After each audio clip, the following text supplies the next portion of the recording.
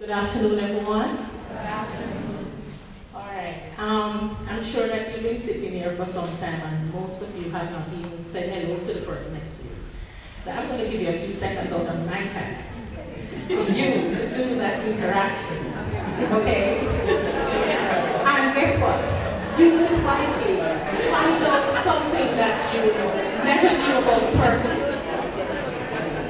And something that will be very useful by the time you're ready to get your paper into us for submission. So, get your name, hear what program you're in. Something. And it's always up. Oh, yeah.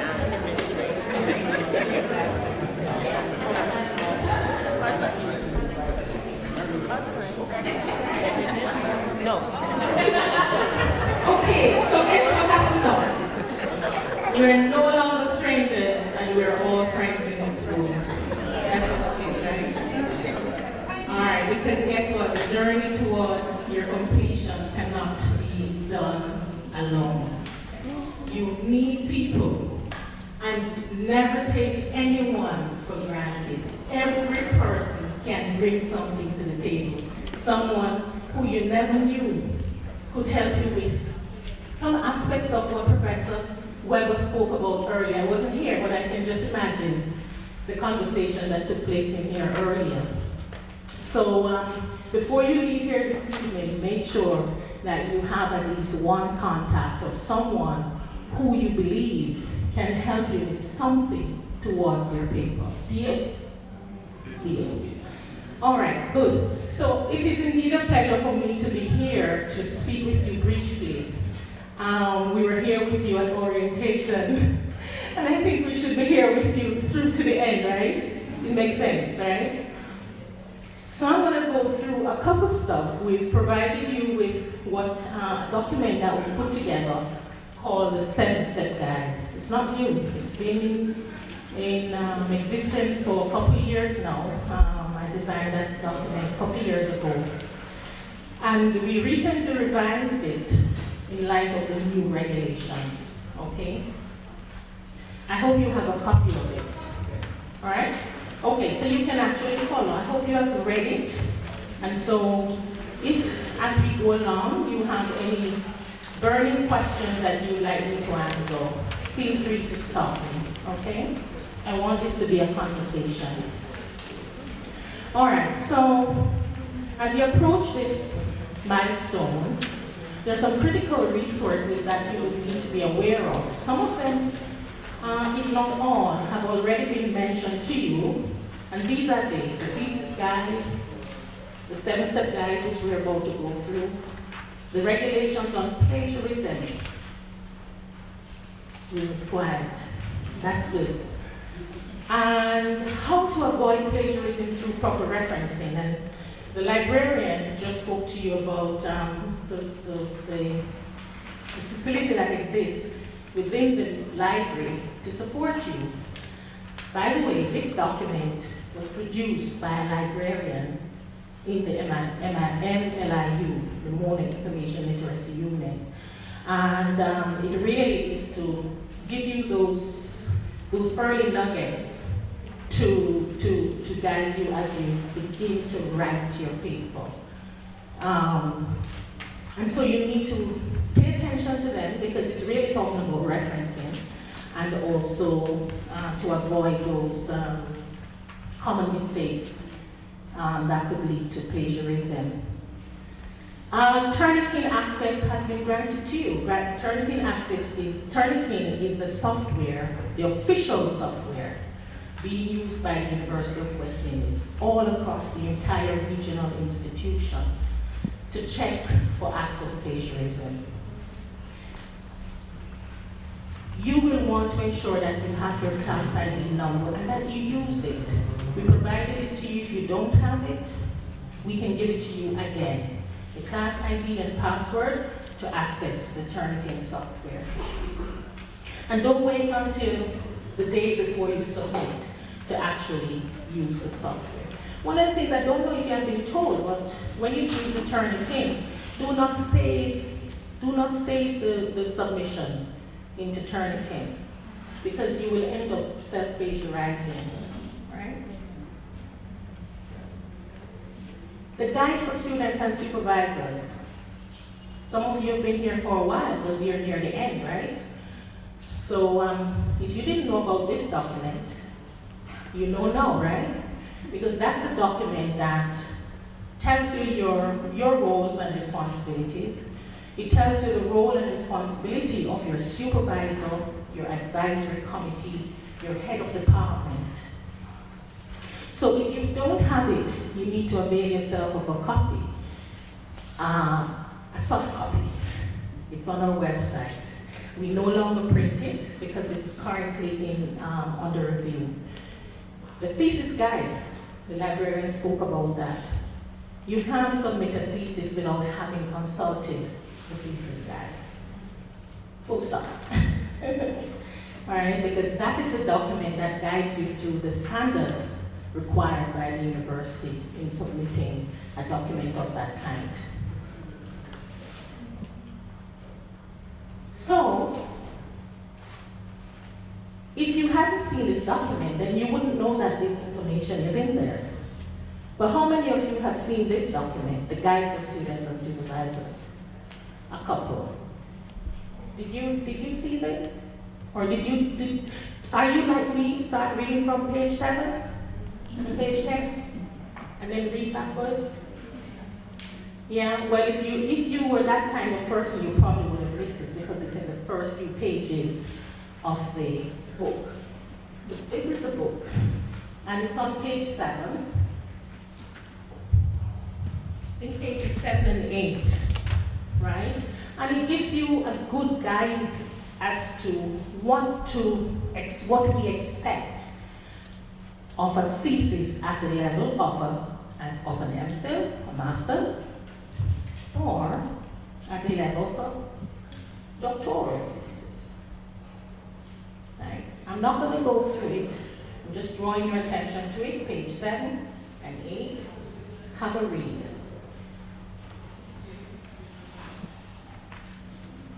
And this is the good book. Now, everything I'll be talking to you about in the 7-step guide comes from that book. All right? So I'm not going to pull anything out of the sky and tell you. No blue sky stuff. All right? So let's have a look inside of it and see what is required of us. So,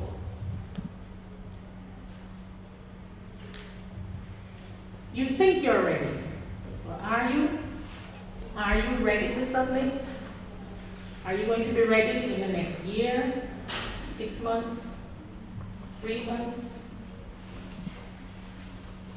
Well, the first step is that you must consult with your supervisor.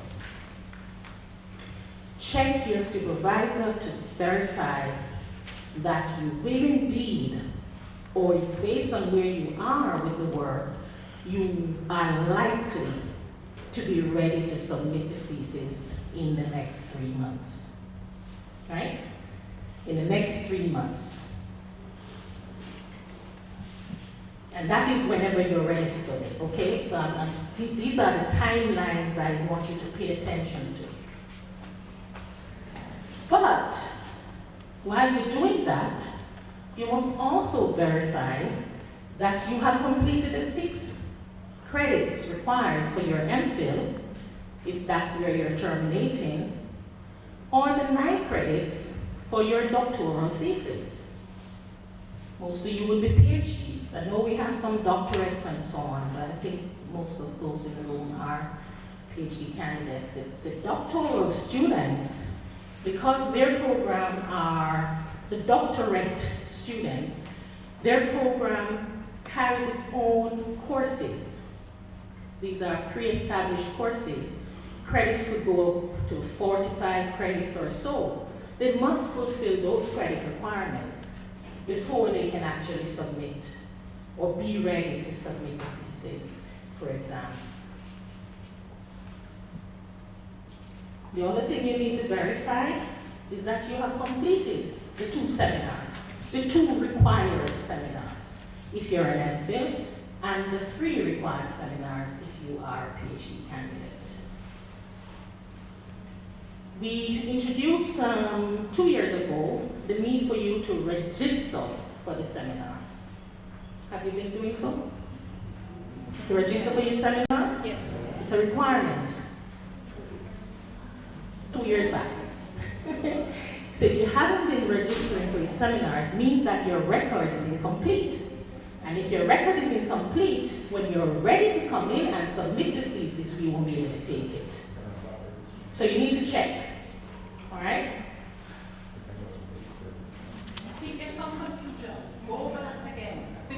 Seminars, research seminars. I'm talking about the required seminars, right? Your department may have you do other seminars and so on. I'm talking about the ones that are required to count towards your program. There are codes, and these codes are GS, Graduate Studies Research Seminar. GSRM. That's what the code begins with.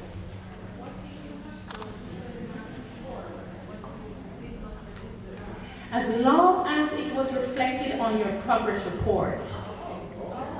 That's why I said 2 years back. Okay, that's when it was implemented. But for those of you who would have done it prior to that, it must have been reflected on your progress report. Okay? Progress report. We weren't touching that in here because it's not part of this, but let's just mention it since we're at it. Your progress reports are due twice per year. End of January, and the next one? Jeez, I'm so happy. Everybody knows that. So listen, don't let anybody get away with murder, all right? Just let us get those progress reports end of June. And then your second step. So you've completed your first step in the process. You've consulted your supervisor. You have confirmed that you have completed the required credits, and you have completed the required number of seminars. Now it's time to apply for examination. You must do this at least 3 months prior to that process. The reason for that is there's a time requirement for us to identify, for the department to identify examiners for your thesis. Everybody's thesis is different, right? And so the departments have to look far and wide to get examiners. For your thesis, there are 2 examiners required, at least. One is an independent internal examiner, which means that person will come from the university, whichever of the campuses, it doesn't matter. And one external examiner, that person is from outside of the University of the West Indies. And that person has to be an expert in their field. And that person must not have had prior involvement in the work, in your work, the work towards your thesis. Because if we find that out later on, I don't think I need to say what would happen. Right, so, but you listen, you don't have anything to do with that part of it. It's really the department, and we expect that they will do their due diligence to ensure that the persons nominated are not persons who have been involved on your advisory committee. Some persons called in the supervisory committee, same thing. Or otherwise involved in your work, right? Excuse me. Yes. Suppose you have a case where there's only 5 people in the world working on that subject matter, and those 5 people know of each other's research, and the grad student's research is a component of that body of research. What do you do in a case like that? Sounds highly unlikely, but I need Professor Cheryl to answer that, because that is tinkering on the academic aspect of things. So let's get it clear for you, okay? What if there are only 5 people in the world who have done work, who are experts in a particular thesis area, and they know each other, and Yeah, they're familiar with the they're work. familiar with the work There is- of the student. What happens in that case? Familiar with the work or have worked with a student. Because remember that we're now saying that you can publish before you submit. Right. So your papers will be in the public domain. We are not going to appoint somebody that has worked with students, and they're not an external examiner. So if there are only 5 people in the world, you need to make sure that you leave out one when you're working with them. I'm serious.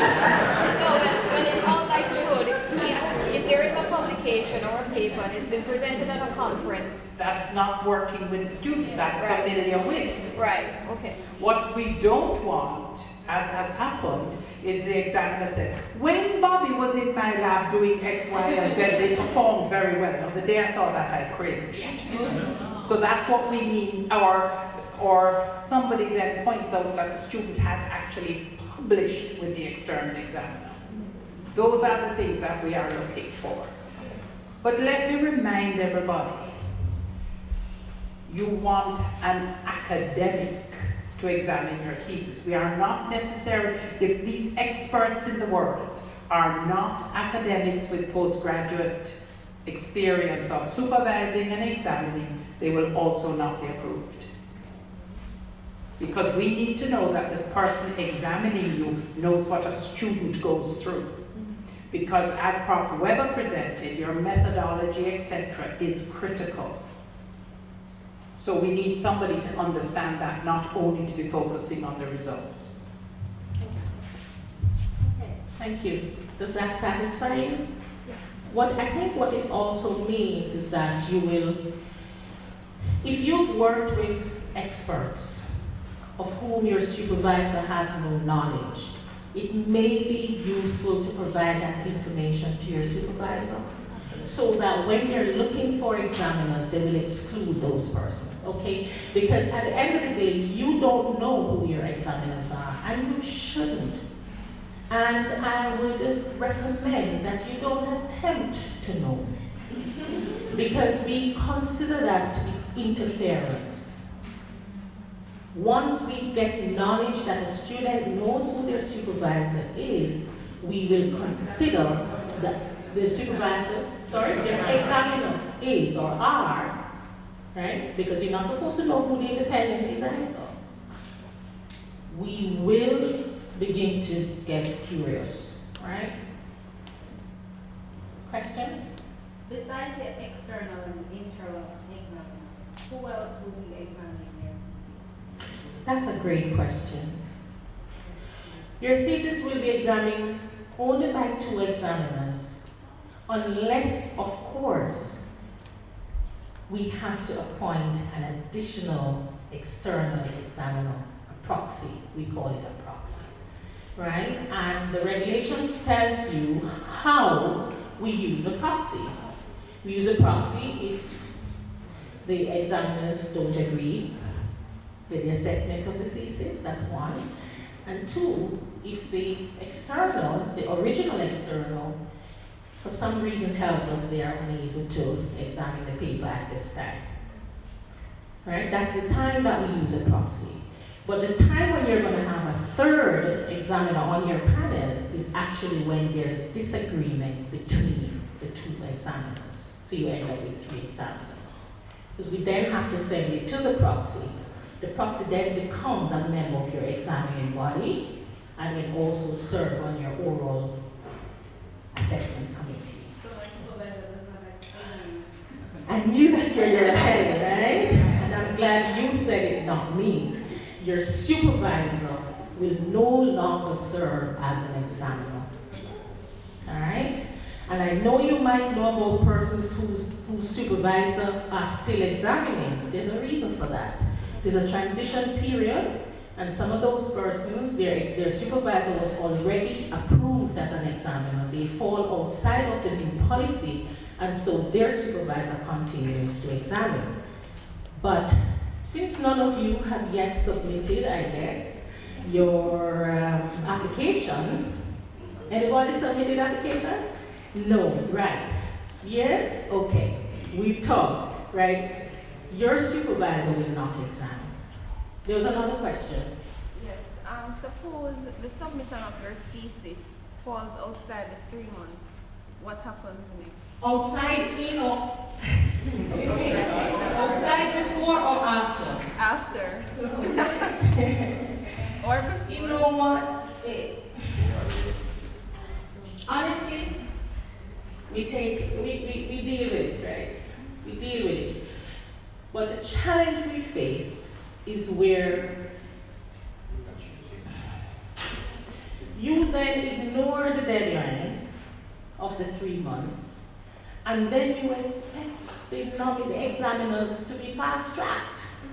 The nomination of the examiners to be fast-tracked, so that you can be examined and so that you can get to graduate.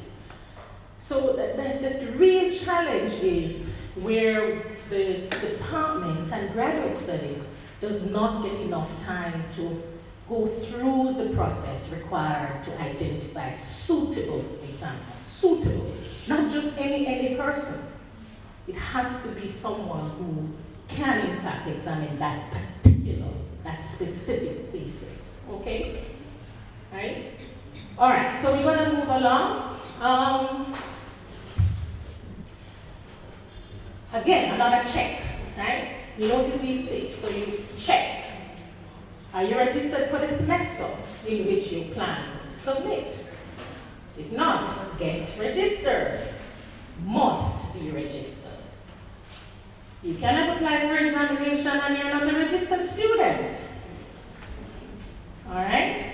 That's going to come up later on again. Now, your application for examination must be signed by your supervisor and your head of department. But let me just quickly say this. We're in the process of implementing a new system called the Thesis Tracker. It's in an advanced stage.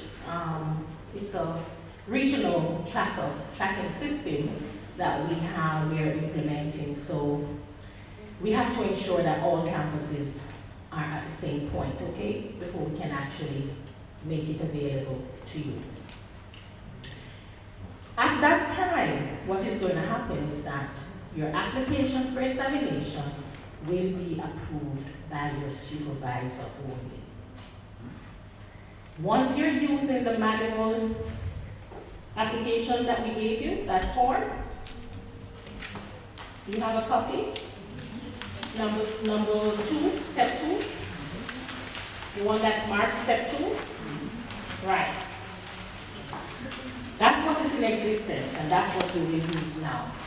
But your head of department is also required to sign in this form. I don't think I need to go through it. The title of your thesis, ensure that it's clearly written. Let me say that again. The title of your thesis, not the topic, not the topic. The title of your thesis must be clearly written on that form, because the title is coming to us for approval. All right? And you cannot change that title unless you undo the approval, meaning you submit another request to change the title. So if you submit to us a thesis with a title that's different from what was approved, we can't take it.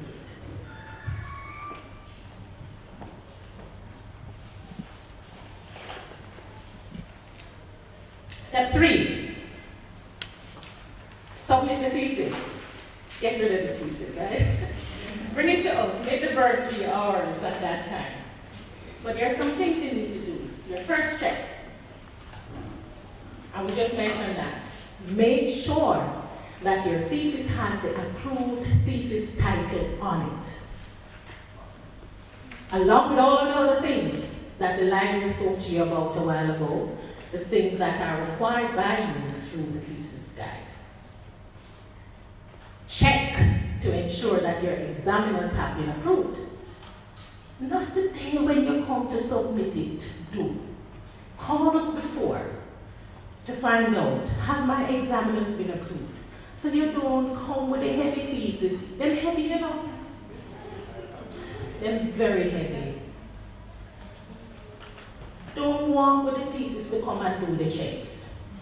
Do the checks first, and then come with the thesis, right? And then you'll be satisfied that everything is okay, and we can take your thesis. Second check. Ensure that you did in fact consult with the librarian in the Mola Information Literacy Unit of the library. Because as they said to you earlier, once you've done that, when we get the thesis and we send it to them for scrutiny, because we have to send it, even though you went to them, you know, we still have to send it to them. Because now you're in examination. Your thesis is on the examination. And so when we send it to them, it's quick, it's a quick thing. We can get back their report within a week because they have already gone through your thesis and would have made certain and would have signed off on certain things. All right. And your next check is plagiarism detection. We mentioned that already. For those of you who don't know what plagiarism means, you now need to look at Appendix 1 in the regulations, the back of the book. Right? It has the regulations on plagiarism, and there's a clear definition there. And they mentioned to you that you must check on the results that you get from that when you run the paper through Turnitin. 1% could mean a lot, you know, and 99% could mean very little. Yes, I'm serious. Ask Prof. Not you, Prof? Right? 99% would mean very little because you would have plagiarized yourself. To have 99%, right? Highly likely that you did. And 1% could be a whole paragraph that you took out of Mr. John Brown's document and present it as your own without giving reference or any credit to Mr. John Brown. Right? So don't take anything for granted. Check with your supervisor if you're not clear, and if you need further guidance, check with the librarian. Step 3, submission. Ready to you submitted, and we were there already, right? So you're going to double check your registration, and you're going to print a copy of your registration certificate. You know what that is? You know when you go on the system, when you go on SAS and you register for your thesis, right? The RETH 9000 something. And when you come out of it, it shows you that you're registered. That's the document. You print it. Print a copy of it and take it with you, both when you're going to the library and when you're coming to us. But it must be a document printed within the last 24 hours. That is 24 hours, within 24 hours of your doing the consultations or the submission. Check how many copies of the thesis you have, how many you need. Question. For plagiarism is concerned, if I cited the author but I didn't paraphrase properly, isn't it still considered plagiarism? What you think? They call it cosmetic paraphrasing. It could count. You have levels 1 and level 2 plagiarism. So it depends on the extent to which, how egregious it is, will determine whether or not you're charged for plagiarism.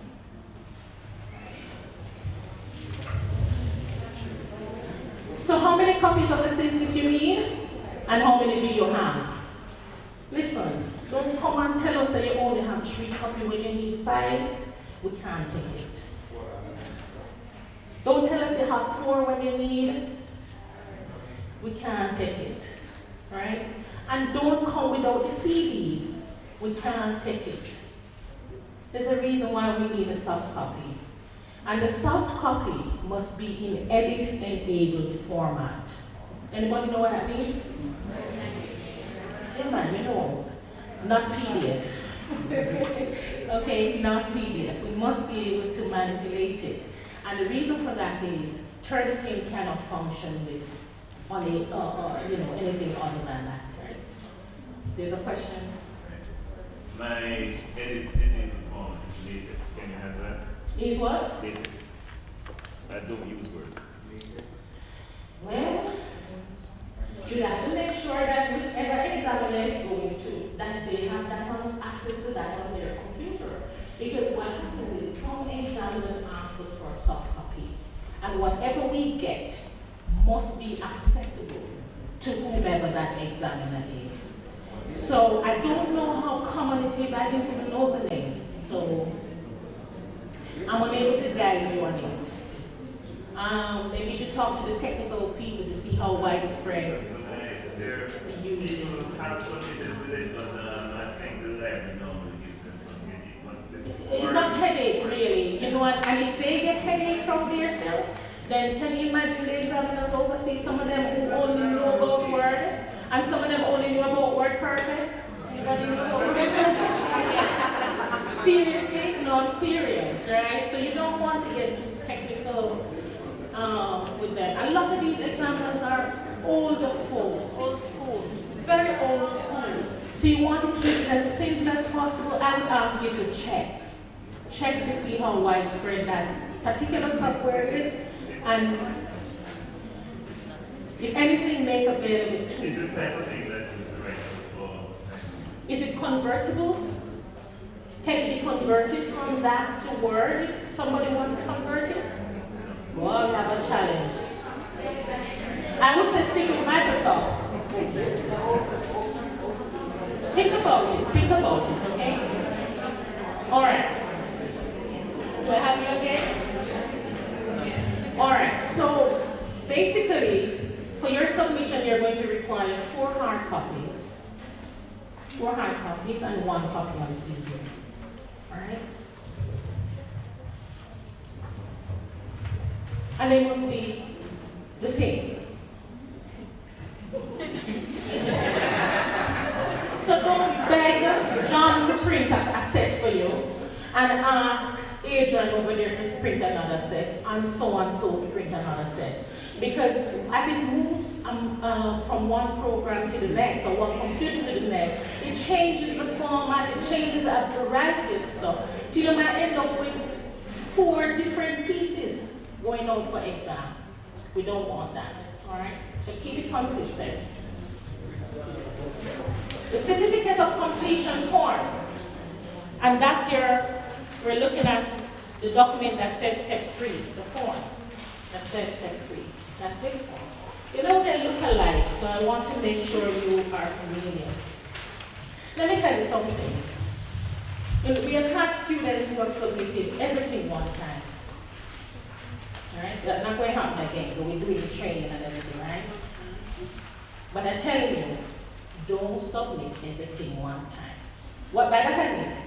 Person submit the application for examination, the certificate of completion, the declaration for the reproduction of the thesis, the library form, and then the nomination form coming to us same time with the thesis, right? And the plead ignorance.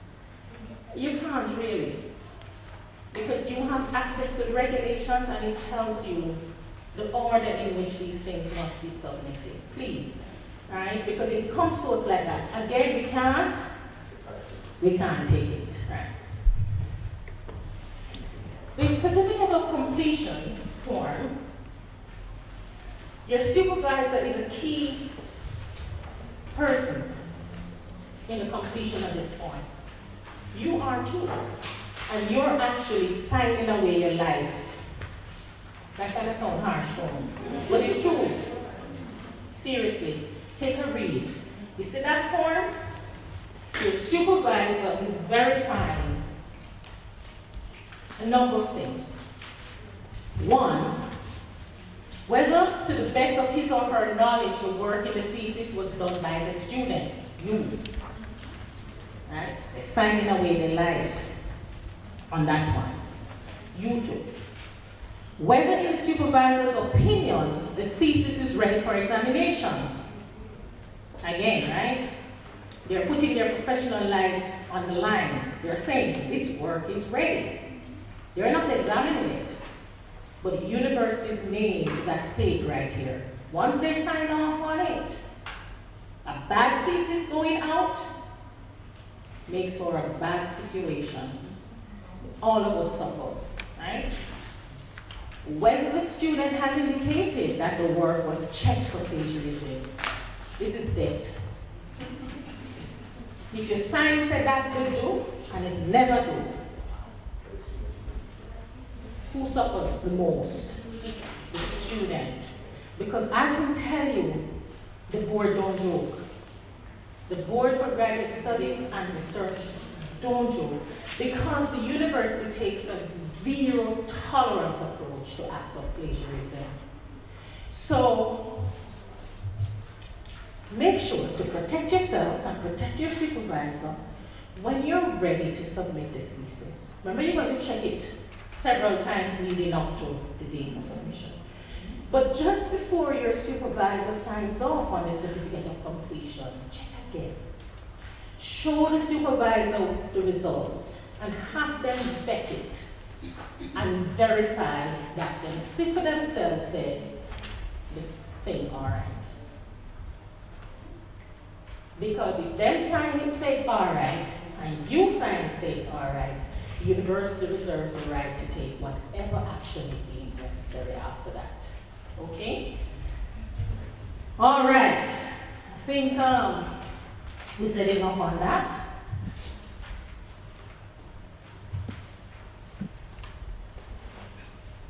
And your fifth check. Go to the beach. But before you do that, collect your receipt, right? You want your mind to be at ease before you put on the bathing suit. Right? So, make sure whomever in graduate studies collects the thesis from you, that they properly fill out the receipt form. You read that receipt form for yourself before you leave graduate studies. Okay? Please, right? Because sometimes the person who is responsible for collection of thesis and who's very familiar with all the steps and so on, they will give you the right stuff. But if it's somebody else who is not so familiar, they could leave out a couple of things. And I won't know until something happens. Okay, so you want to check your receipt and satisfy yourself that your paper was properly received by graduate studies. Right? Okay. And then step 4, exam. Remember, you're on the beach. Don't come to graduate studies every day to ask about the results and all of that. You're at the beach for the next 2 months, at least. At least.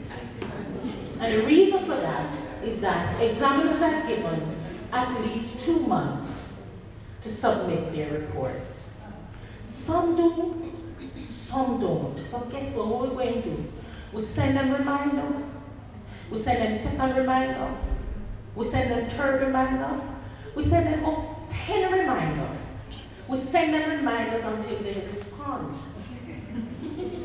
Till they can't do it, right? But you have to remember that a lot of these persons, they have their own lives, right? They're at other universities, some are experts, they're traveling all over the world. And so our 2 months may not mean a lot to them, some of them. Some really respect it and will respond, quickly. And others, we may just catch them at a bad time. And let me tell you when is a bad time. Prof, I can tell you when is a bad time? You see this period here from now till July? Bad time to submit. Don't rush to submit this time. If you have to, do it. But I'm just saying that bad time for examiners because it's summer break. Some of them, they leave their university, they're gone back to their homes in Africa, in Asia, wherever. And the thesis is sitting down somewhere in a cubby hole, in their office. By the time they get back there are so many things on top of that pile that they don't get to your thesis until we send them a reminder. 2 months pass. All right? So I'm just telling you, these are the little things. It's not that graduate studies don't want to make sure that your reports come in and you get to graduate on time. Oftentimes the holdup is because we have to wait on the examiners. And guess what? If we wait for a time and we think that we waited long enough and we did due diligence, we have to then move to the next exam. But guess what? Process lengthens again. Because there's another 2 months that you have to sit on the beach. You know, I know this is, no, I mean, I say it a little light, but let me tell you something. It's something that we are working assiduously with faculty, with departments to ensure, to encourage them to find people who will be sufficiently committed to the process and who can get those reports back to us on time. So it's not something we take in mind. When we send you on the beach, it's really for your peace of mind. It's not anything else. In the background, we're working to try and get everything sorted out, okay? And we facilitate students right up to the point of graduation. So even if it's a day of graduation, sometimes we are getting your degree awarded and get you to walk. So don't worry yourself. Just have your hat ready and you put the PhD and your gown and thing, and you set, right? So this is what the process looks like. I'm not going to go through everything. So this is it. We receive the thesis, then we dispatch it to the examiners. There's a process for that. The examiners mark the thesis, then they submit their report to us. If it is okay, and you're a PhD candidate, the campus committee will sign off and say, proceed to oral. And then we write and ask the faculty to set up the oral. At this stage, we send you a letter as well to tell you that, to give you an update to say, we have asked the faculty to make arrangements for your oral. All right? So you can begin your preparation. Then we get to faculty sets up the oral and advises graduate studies of the date, the time, and the venue. Guess what happened now? You cannot miss it. When we send you that notification to say,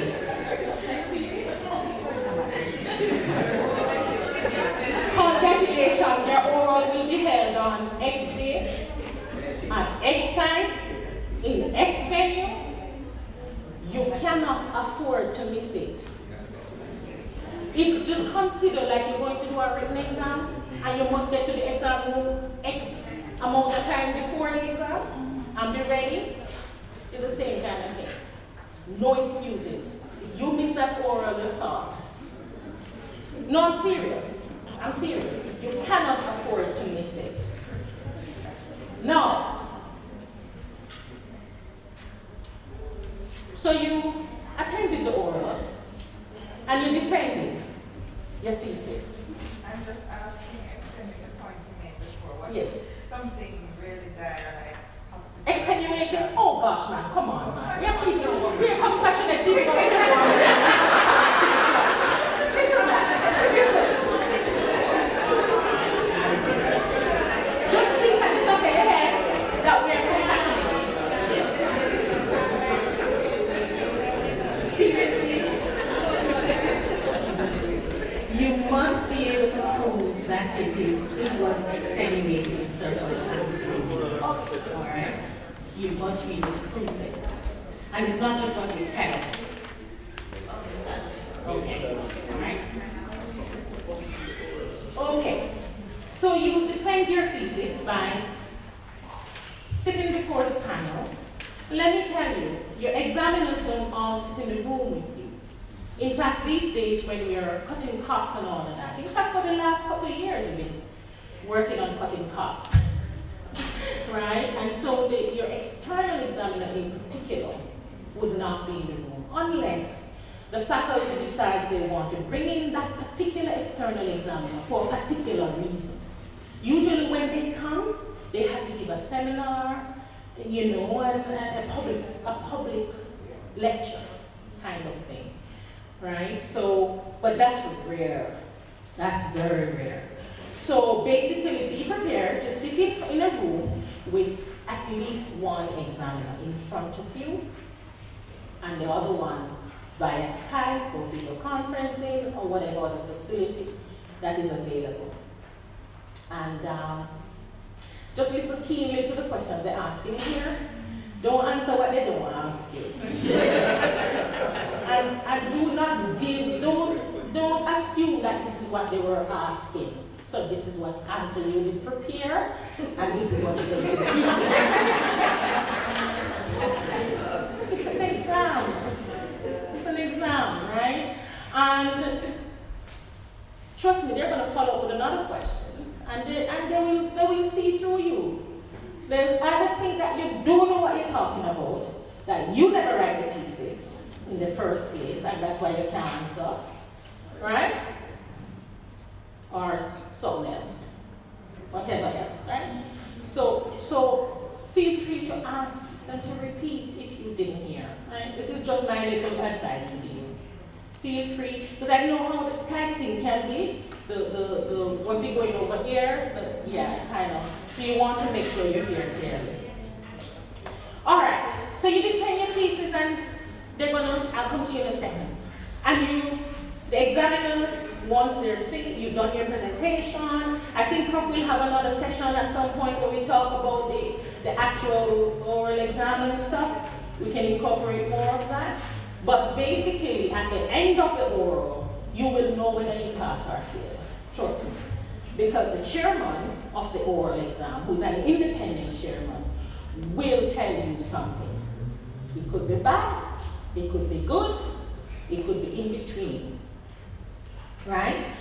But it doesn't end there, because they have to submit a report to the campus committee, which will then look to determine what are the next steps, and will advise you accordingly. Right? So the campus committee chair receives the report from your oral committee and makes a decision. Okay, let's pretend as if all is well. So you pass. You pass the thesis, whether you're an MPhil or a PhD. We then have to ask you, the chairman will say, okay, corrections to the satisfaction of X or Y. That X or Y, X and or Y, okay? That could be to the satisfaction of your supervisor, and or your independent internal examiner, and or your external examiner, depending on what came out of the oral, okay? Or depending on what came out of the assessment at the initial stage, right? And usually, if it's minor corrections, you'll be given 6 months within which to make the corrections and to submit the corrected thesis. Once you've submitted the corrected thesis, what happens? Degree awarded, right? And we ask you to give us a month at least after the degree has been awarded for your certificate to be printed. But what if it's that? So step 4 has many parts, right? What if it's major or extensive corrections? Then the thesis has to come back to us for re-examination, and you go back through the stages. You go back to step 1. Oh yeah. Because you're given, when it's a major corrections, you're given 18 months within which to resubmit the thesis. And you must resubmit it within that 18 months. And it starts to count from the day you receive the corrected, the package, what we call the corrections package from our office. We start to count those 18 months. And you have to re-register again, every semester, every year, until the degree is awarded. So you basically go back to ground zero, all right? There's another stage that we can touch on briefly, if I have just a few more minutes, I believe. There are instances when you may be asked to do corrections before the oral. So PhD students, bear that in mind. You could be asked to do corrections before the oral. And that is based on whatever assessment comes out of the reports of the examiners. All right? And that's usually within 12 months. You submit the corrected thesis, and then we move on to the next steps. Usually in that case, what you do is not a certificate of completion that you submit, but rather your supervisor will submit a letter verifying that you have made the required corrections to the thesis. And then the campus committee will review it again and determine, okay, proceed to oral. Okay? PhD students. There are instances where MPhil students could be asked to do an oral. Examiners have that right to ask to examine you further via oral or written exam. Is a question? So I was asking, apart from your examiners, the other persons in the room, home, with their presence. That's a very good question. Anybody heard a question? No. Right. Apart from the examiners, the other questions that come from the public, how will that impact on the assessment of your thesis? And the answer is it does not. Because usually what happens is that the chairman, once they have the examiners have completed their questioning, right? The chairman who is moderating will say, this is the end of the examination process. We will now open the floor for questions from the public. This will not come towards the assessment of the thesis, and it does not. And that is why you have an independent chair. Okay? Okay, so we're winding down. We're getting there. So you resubmitted the thesis. Chairman says proceed to oral exam because you've now met the requirements. And then you go back to you go back to where we ask the faculty to set up the oral, etc., right? So we would go back here, right? For the MPhils, you would simply proceed to be awarded. Now, based on a question asked earlier, the supervisor's role in the examination process. Now, the supervisor is not involved, but guess what? The supervisor is involved in guiding you through the corrections and the revisions of your thesis. They're aware, all right? So don't feel any way going back to them because they weren't your examiner. It's part of their responsibility to guide you through the process and to assist you in taking into account the recommendations of the examiners, all right, in making the corrections. And step 6 is where you now submit. This is reproduction. You submit the final 3 copies of your thesis. Right? So after the oral, you were told, make minor corrections, submit 3 unbound copies. A letter will guide you, tells you all that you need to know, and to submit it within 6 months. Once you submit those 3 unbound copies and your electronic copy, the chairman will then sign off and we proceed to have your degree awarded. Once all is well. Your supervisor has to also submit a verification of completion. Letter. All right? And that will come into us. I didn't realize you weren't seeing this clearly. That will come into us with the thesis. You bring that in, that letter in with the thesis. No use bringing in the thesis without that letter. It's either the letter comes before the thesis or the letter comes with the thesis, the unbound. All right? Because otherwise we can't send it to the campus committee for sign off. All right?